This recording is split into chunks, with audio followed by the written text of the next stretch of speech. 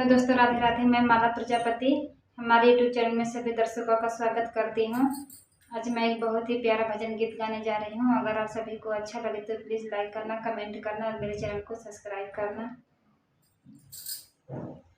भोले बाबा पूछे चिड़ैया से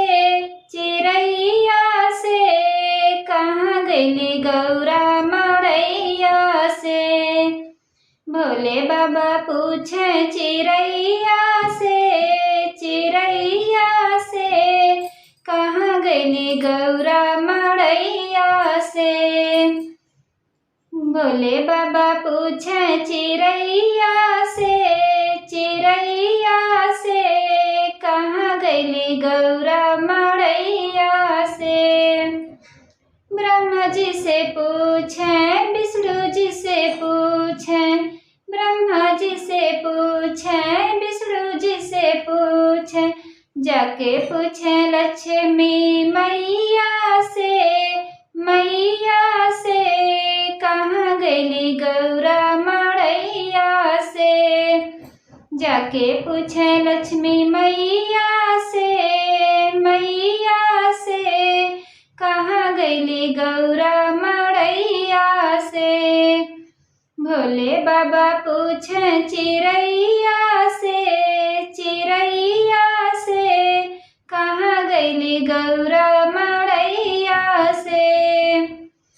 राम जी से पूछे, लक्ष्मण जी से पूछे, राम जी से पूछे, लक्ष्मण जी से पूछे, जाके पूछे सीता मैया से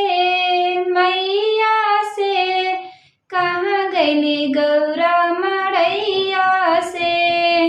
जाके पूछे सीता मैया से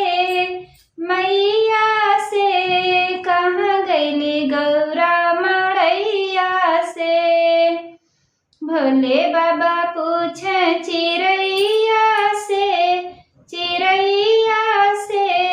कहाँ गईली गौरा मड़ैया से। भोले बाबा पूछे चिड़ैया से कहाँ गईली गौरा मड़ैया से। कृष्णा जी से पूछे, ताऊ भैया से पूछे, कृष्णा जी से पूछे, ताऊ जी से पूछे, जाके पूछे राधा मैया से कहाँ गईली गौरा मड़ैया से। जाके पूछे राधा मैया से कहाँ गईली गौरा मड़ैया से।